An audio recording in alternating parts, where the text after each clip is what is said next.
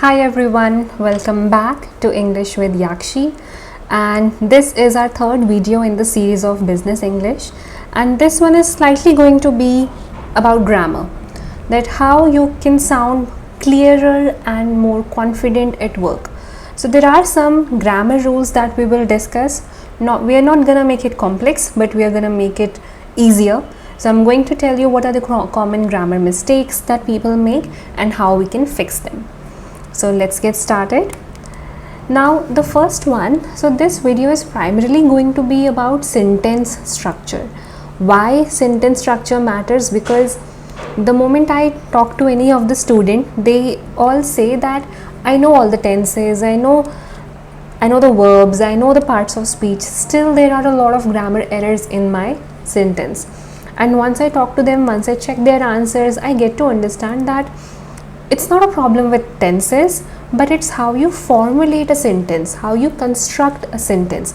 That's where most of the students get wrong, because just knowing tenses doesn't mean that you're going to write wonderful sentences. Correct? So let's understand that why sentence structure matters. So first of all, if your sentences are clear, concise, you're going to write better emails. You will sound more professional, you will sound more direct. Second, if you're talking in a meeting, if you're leading a meeting, then it's even important for you to have clear sentence structure. So you need to articulate your ideas. What is the meaning of articulate? It means that you have the ability to speak your ideas, express your ideas clearly. Because at the end of the day, why do we learn English? Why do we learn grammar or any tool or technique in English? So that we can clearly express our ideas and thoughts, whether we are writing it or whether we are speaking it. So comprehension is our end goal. That's how you lead effective meetings, if everyone gets your ideas, if everyone comprehends them. Then confident presentations, if your sentence structures are going to be clear, concise and perfect, so the audience is going to understand and engage with you. For example, we often say I send report versus I've sent the report you requested. So which one is better and which one is correct and which one is concise? It's definitely the second one. Okay, so you should always use the present perfect tense. I have sent the report you requested. Okay, so here using past tense is incorrect. If you want to use past tense, you will say I sent the report yesterday. So send with past tense won't work. Okay. Now the second tip is that avoid sentence fragments. Sometimes we think that the other person knows the whole story and we just pick one phrase of the sentence and we don't give them the full information. So basically we assume that the audience is clever enough or they know you enough to understand. But what if you are explaining to someone new? What if they do not know about your history or about your work? So they need complete information. For example, you can't just say because I was late. That doesn't make sense, right? You have to say I missed the meeting because I was late. So in this one, you're explaining perfectly that what happened and why it happened. So the first example that I showed you, that's an incomplete thought. Maybe something is missing, either the subject can be missing or the verb can be missing. Whereas the second one that we saw, the corrected one, that's a complete sentence which expresses the full idea that I missed the meeting because I was late. Another one is inform the team he yesterday. So that's incorrect. That's where we get wrong.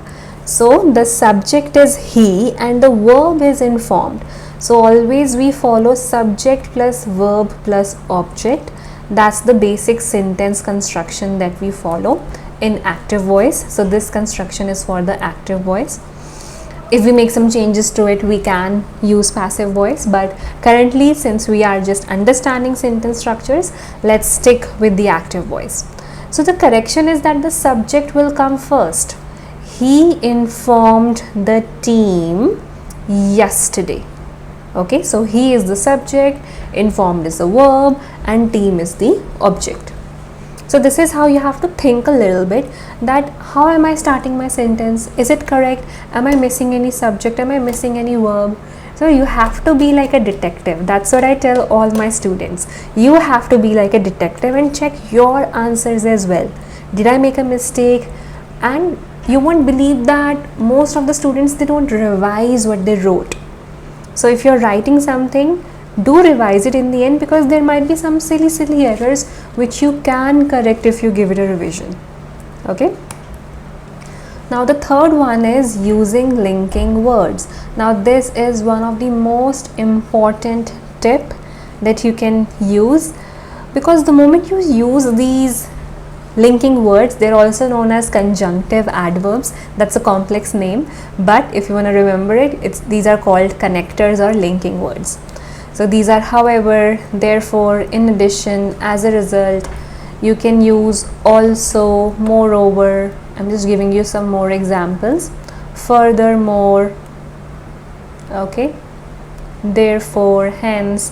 Don't make fun of my handwriting, I know it's bad.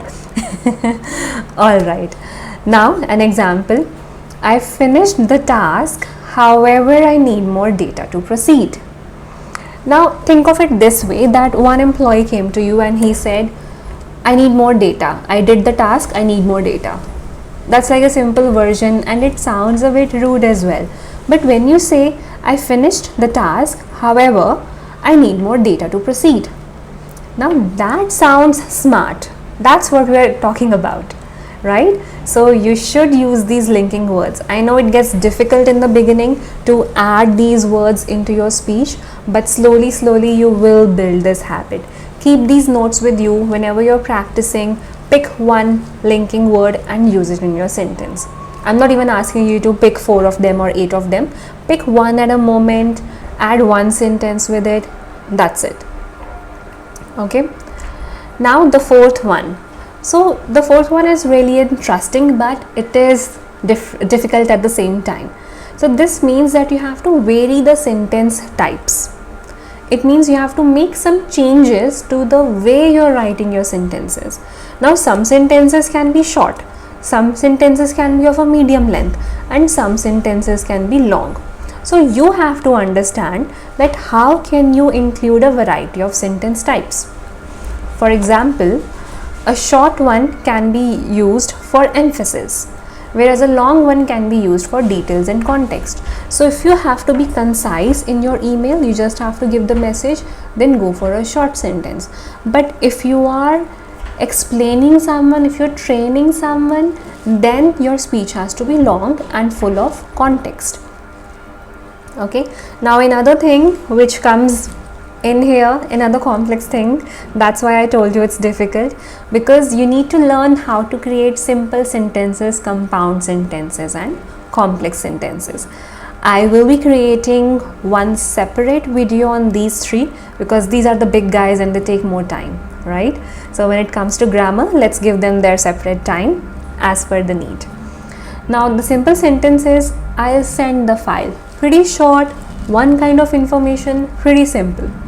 But the second one is, I'll send the file and I'll follow up tomorrow. Now you're giving 2 types of information and you're using a conjunction and. Okay. Then complex sentence, if you have any questions, feel free to email me. Again, 2 types of information and you're using a conjunction if. So how are compound and complex sentences separate? There is a lot of difference. There is a difference in the number of conjunctions which we have, the type of conjunctions which are used, the type of sentences that you're joining. They're both independent or they're both dependent, or one independent, one dependent. So we'll learn all of this in a separate video, and I will definitely link it down in the description when I upload that. Okay, so for now we can just understand how to include different sentence types. Now the fifth one is, watch out for errors. Now every time you have to revise, you have to spend some time, you have to invest in grammar. If it's really difficult, if you can't take out time, enroll in one of my grammar classes, because when you have someone to train you, you will pick out that time from your schedule and you will invest. Okay, so you have to learn subject verb agreement, run on sentences, incorrect tenses. Sometimes even if you know each and every tense, you're bound to make a teeny tiny error, and that's okay. But when you practice every day, then it will decrease. Okay, so I will link down the detailed videos for these three in the description, for subject verb agreement, run on sentences, and tenses for a beginner. If you have no clarity about tenses, then you can watch that video for sure. Okay, now at the end of the day, nothing happens overnight. It's all about practice, and it's the practice that helps you proceed further. So my suggestion would be that you should write daily for 5 minutes. You can write anything. You can write how your day went. It can be a journal, it can be a story writing, it can be a blog, anything that you want to write. Go for it. If you want to type it on computer, that's okay. If you want to write it on a notebook, that's also okay. And always rewrite emails. Okay, recheck your language. If you feel that something is off, then rewrite it, because the blessing with English is that whenever there is a mistake, we might not know what the exact mistake is, but we can always sense it, that there is something wrong with this sentence. So act on your intuition and recheck if something feels off. You can use a lot of online tools available, or you can comment down on this video and I will help you to make the correction. Okay, so that's it. That's basically what we did. So thanks a lot for watching throughout. Since it's a new channel, it would be great if you can like and share with your other fellow mates. Okay, so I'll see you next time, and if you want a customized course for yourself, you can email us at yakshidhamija@gmail.com. Okay, see you next time. Thank you.